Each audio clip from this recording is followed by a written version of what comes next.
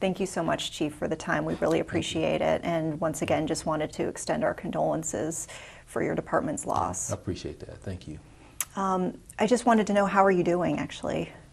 I mean, it's tough. You know, there are good times and bad times through it, but you know, it's pretty easy to get through when you have the support and you have the men and women that we have in our agency have just been phenomenal throughout this whole thing, and to see them step up and take care of each other is just it's refreshing to me, and that's why I get up every day and do this.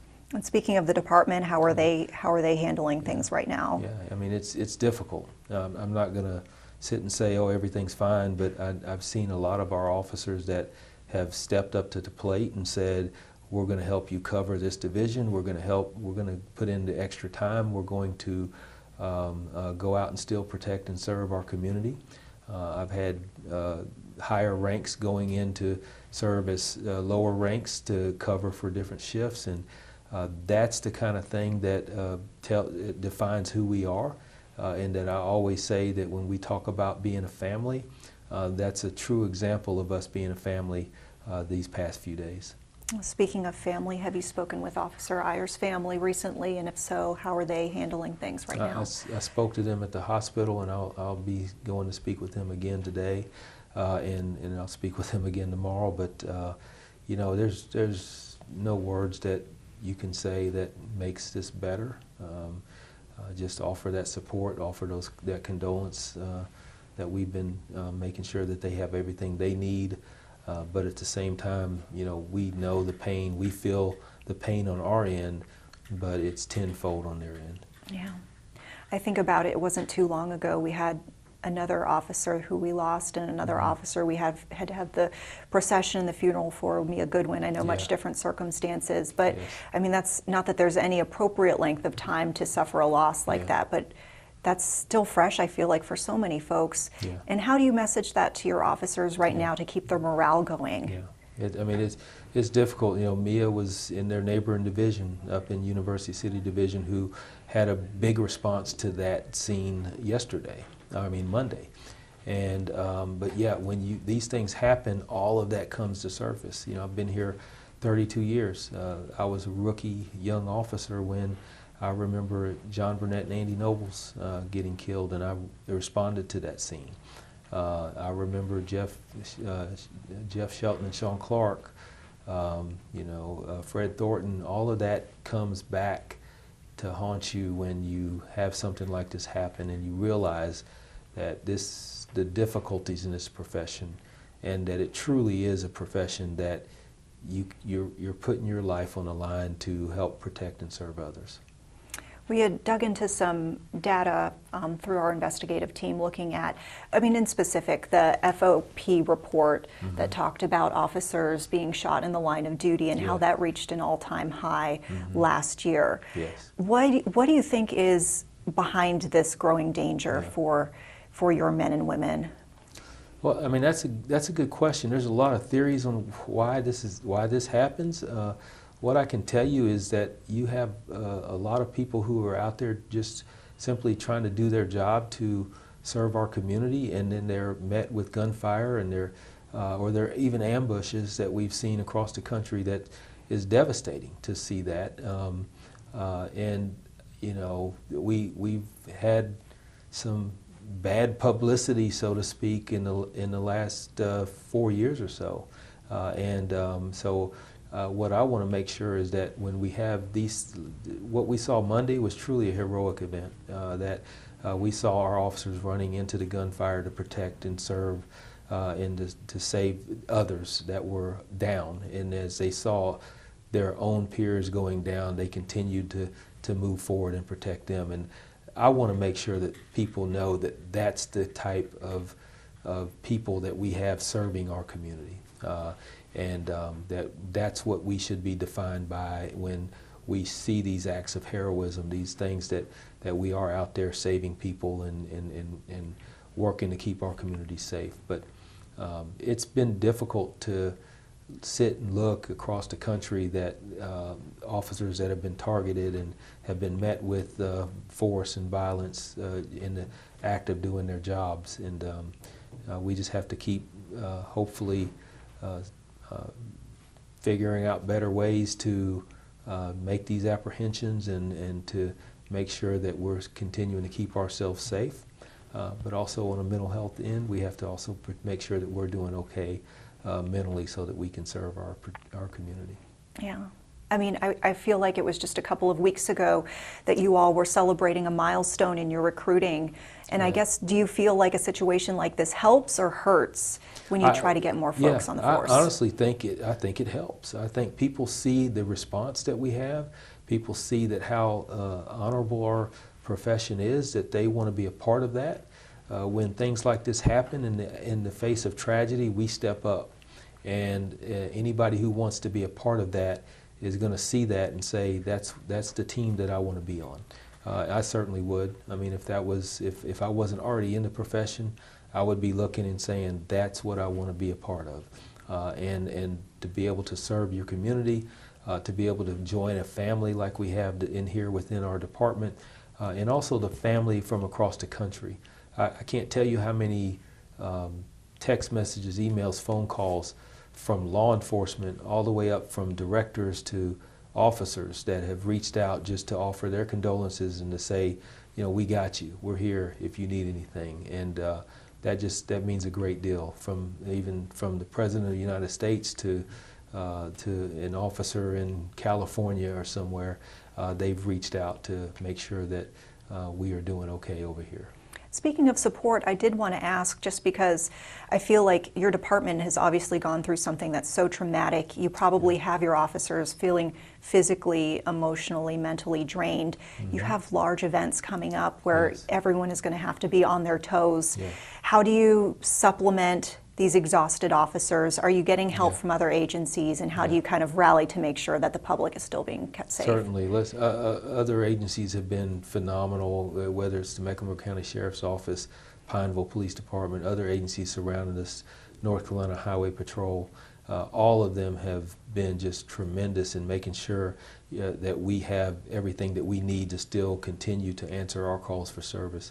You know, we're a large agency. We're you know, the size of our agency, we're fortunate to be able to have the resources, but in times like this, you do need to accept that help when it's offered. We haven't had to ask for anything. Everything's been brought to us and said, hey, we're here to give you this. We're here to send officers and to support what you are trying to do. So these large events, I'm not concerned that we're going to have a lot of great men and women that are going to step up to the plate and make sure that we cover it and make sure that the safety and security of these events is locked in, and we're going to continue to do our jobs. And you know, I met with some of our officers today, and I said, you all are, despite what happened, all of this that's going on, the dangers that you see that we have to face, you're still here. You're still putting that uniform on, and you're still going to work, and you're still doing your job. And the community should really wrap their arms around that, embrace it, because that's the type of people that are serving them in our Charlotte-Mecklenburg. I wanted to talk a bit about Officer Eyer. Obviously, we've talked about him being Officer of the Month. Not very long ago, he received that award. What made him so exceptional? You know, Officer Eyer was an officer that the way he treated the community members, the people that he came in contact with, the way he treated his peers, and his response to the community. You know, his recognition was because of keeping our community safe by taking illegal firearms off the streets. Things that he didn't have to be involved in, he was getting involved in. Just like we saw Monday with him. He could have taken a perimeter position. He could have done anything that did not put him in the line of fire, but he was one of the ones that went straight in and did not hesitate. And for that, he's truly a hero. And you know, as he went down, his brothers and sisters helped him and pulled him out. So it's one of the things that, hey, if I'm in the line of fire, I would have taken any of those guys with me, and that's what it's all about. Now, you mentioned you were able to speak with Officer Eyer's family at the hospital. Yes. From our understanding, he was in critical condition by the time he arrived there. Were you able to speak with him at all? No. He was in surgery the entire time, there was no communication with him. So If you could have spoken with him, what would you have told him? I would have thanked him. I would have thanked him for doing his job. I would have thanked him for going above and beyond. And I would have told him how much I appreciate him. And what would you tell him about how his family will be taken care of going forward? Just not to worry. And, you know, in short terms, just tell him we got this. You know, we're going to take care of your family. You don't need to worry about that. So. If we could talk a bit about Terry Hughes Jr., the suspect, just because we've been diving into his background. Mm-hmm. And it seems like he has quite a lengthy record, and some of it is concerning in the sense when you consider some of these are firearm-related arrests or charges, facts that, you know, he, on a couple of occasions, apparently led law enforcement on high-speed chases, and somehow was still out in the community. Mm-hmm. How does that strike you as far as how that's able to happen and get to the point that it did Monday? You know, he doesn't deserve a space in my concerns. You know, of course, any loss of life is tragic, and I feel for that. But at the same time, he decided he was going to take the life of as many officers as he could before he went down himself. Now, what I will tell you is there are hundreds of Terry Hughes out there that have these extensive records. Not that it would result in this, but there are a lot of people that have these extensive records that are out in our community. So he's not some anomaly that I can sit and say he shouldn't have been out of jail. Look at what his charges were. He did spend some time in jail. You know, unfortunately, he wasn't rehabilitated. So when he came out, he continued a life of crime, and that's unfortunate. If there's something that I could take it back in time and rewind and get him on a better path, I would be happy to do that. We talk to many people who have gone down that path of a life of crime and are very productive citizens in our community right now and are helping others. I talked to one yesterday after the press conference. He said he was convicted and spent time in jail. And his mission now is to help young people get on the right path.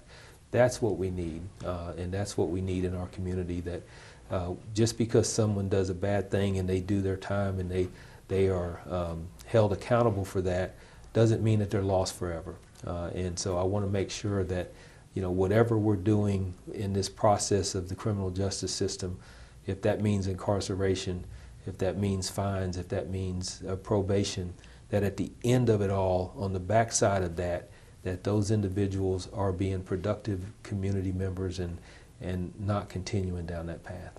So potentially, if there would be any sort of reforms, just following up in more depth, or would you, I guess, what would you say as far as what could be a potential reform here? Well, I mean, unfortunately, you can't save everyone. So you have to want to be saved in order to be saved too.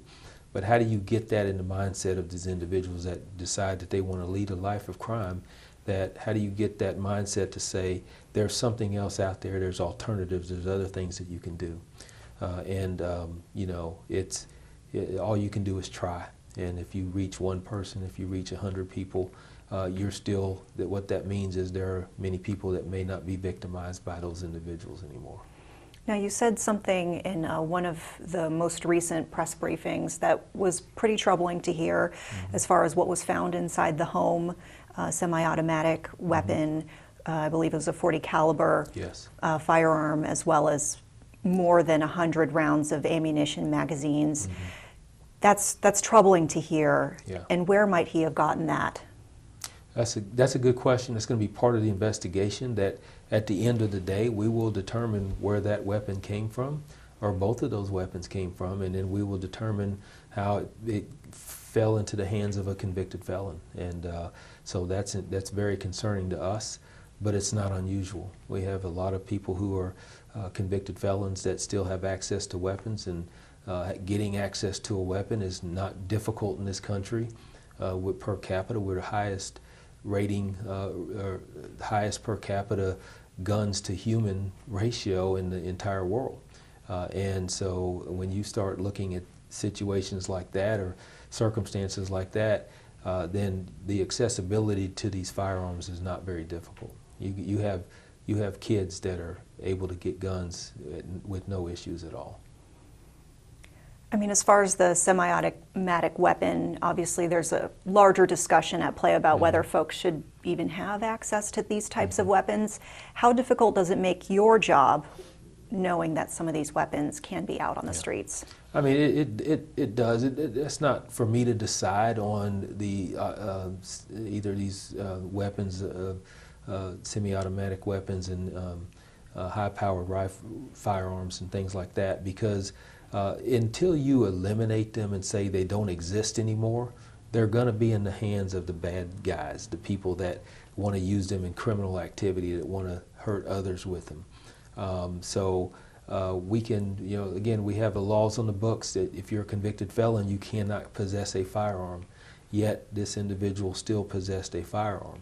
So how do you combat that, where the people who abide by the law and are doing things they're doing things on a legal matter, do you hurt those individuals who want to exercise their Second Amendment right and on legal terms, as opposed to those who want to use those firearms in commission of crimes? Mm-hmm.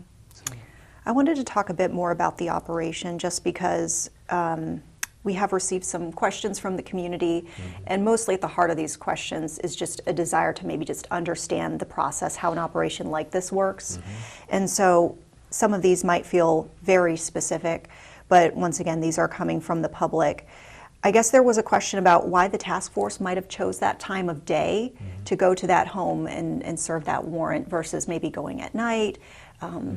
What can you speak to as far as that goes? Well, I mean, there is no good time. Why not? I mean, the U.S. Marshals Task Forces across the country serves thousands of warrants every single year.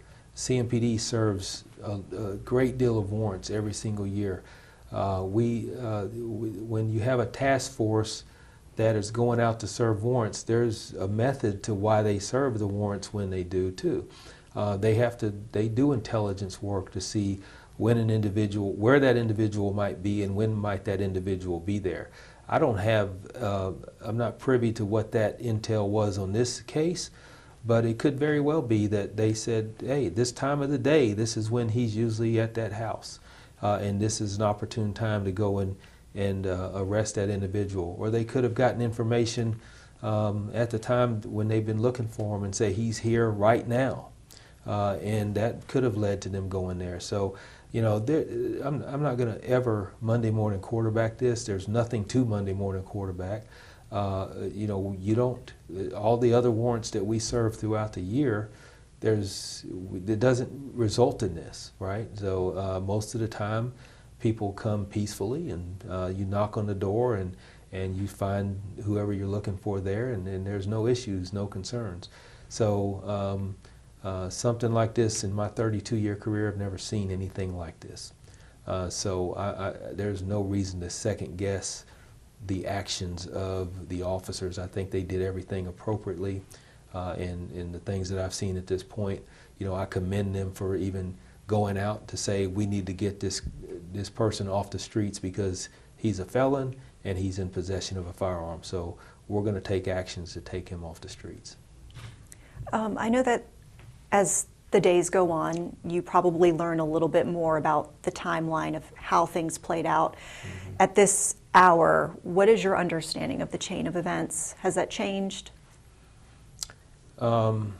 Still ironing through a lot.